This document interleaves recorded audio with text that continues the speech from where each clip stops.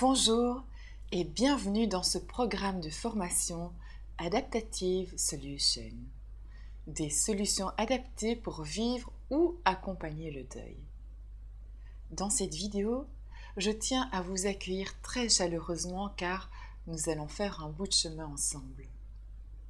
Je vous remercie d'avoir fait ce choix et soyez assurés de mon engagement envers vous.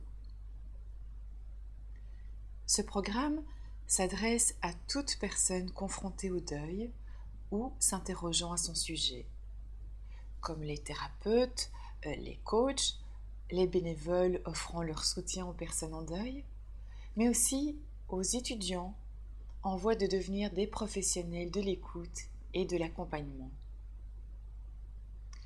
Enfin, aux endeuillés eux-mêmes en quête de compréhension de ce qu'ils traversent, et finalement à toute personne souhaitant aborder ce sujet encore bien tabou. Un sujet qui, un jour ou l'autre, nous touche de bien des façons différentes.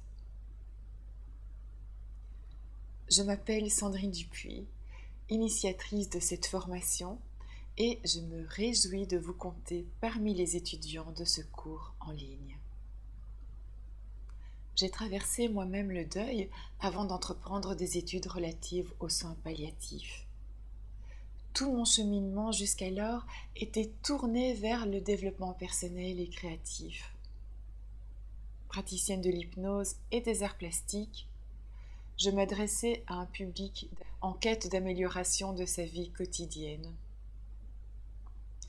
Un jour est arrivé ce qui allait bouleverser ma vie. Mon fils aîné est mort. Le deuil m'a transformée. Depuis, mes objectifs ne sont plus les mêmes. La douleur ressentie a été comme un catalyseur pour me propulser vers une autre réalité. J'ai appris à voir autrement la vie et la mort, et même le monde dans sa globalité.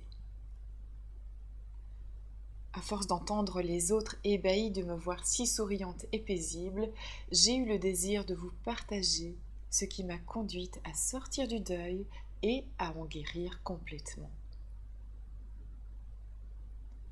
La méthode que je vais vous enseigner repose sur plusieurs piliers.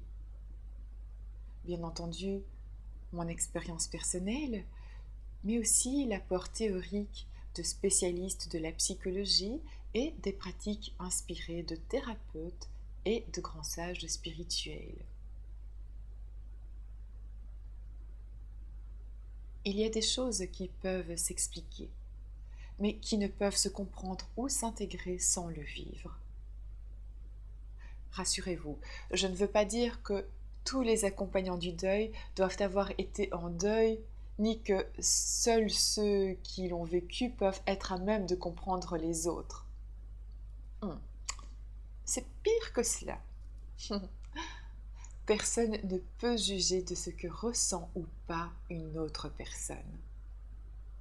Personne ne peut prétendre savoir ce qui est bon ou pas pour quelqu'un d'autre.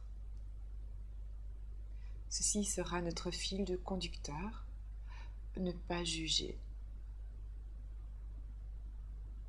Le deuil n'est pas une maladie. C'est un passage de la vie difficile qui peut parfois se révéler une méthode d'accomplissement personnel peu connue.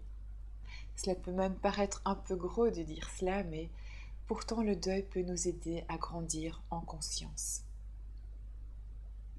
Voici quelques chiffres pour vous montrer l'ampleur de l'impact du deuil dans notre société. En France, on comptabilise une moyenne de 610 000 morts par an, 1 par 50 secondes. En Belgique, 100 000 morts par an. Et au Québec, 67 800 morts par an. D'autre part, tout le monde a déjà vécu un deuil si on comprend ce que ce mot signifie. Le deuil n'est pas qu'une affaire de perte d'un être cher.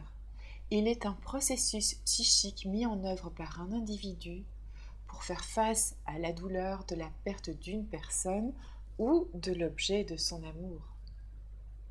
Et nous avons déjà tous perdu quelqu'un ou quelque chose. Je vous donne des exemples. quitter l'adolescence pour devenir adulte, voir ses enfants partir en colocation pour leurs études supérieures, quitter le nid familial. On a tous quitté un jour l'école ou un travail, quitté nos parents ou un centre d'accueil. Nous avons déménagé, peut-être divorcé, ou nous nous sommes querellés avec un ami que nous ne voyons plus. Nous avons changé d'image en prenant du poids ou par le vieillissement. Certains ont perdu leur mobilité suite à un accident ou une maladie, ou même leur réputation. D'autres ont perdu un objet à connotation affective. Donc avant même de parler de perdre un être aimé, nous avons déjà été confrontés au sentiment de perte et nous avons dû y faire face. Pour certains, les désagréments se sont dissous relativement bien, mais il reste des traces. De la nostalgie, des regrets, de la culpabilité, ou bien de la colère et des rancœurs. Si vous reconnaissez une de ces traces en vous, ne vous y trompez pas, il reste quelque chose à nettoyer. Et je vous rassure, c'est normal, mais en plus, c'est bien pour cela que nous sommes à l'école de la vie. L'épreuve du deuil peut se révéler un outil d'éveil de la conscience. Tout au long de cette formation en ligne, vous aurez besoin de plusieurs choses. Le plus important, la motivation et la persévérance. Pour tous les changements que vous voulez voir dans votre vie, le désir de changer est la clé numéro 1. Sans ce désir, pour vous motiver, vous ne le ferez pas. Mais je suppose que si vous êtes là, c'est que le désir l'a provoqué. La seconde chose importante est de vous installer au calme de manière à ne pas être dérangé durant votre apprentissage. Réservez un temps régulier pour ce travail, une forme de rituel avec vous, une plage horaire définie dans votre agenda.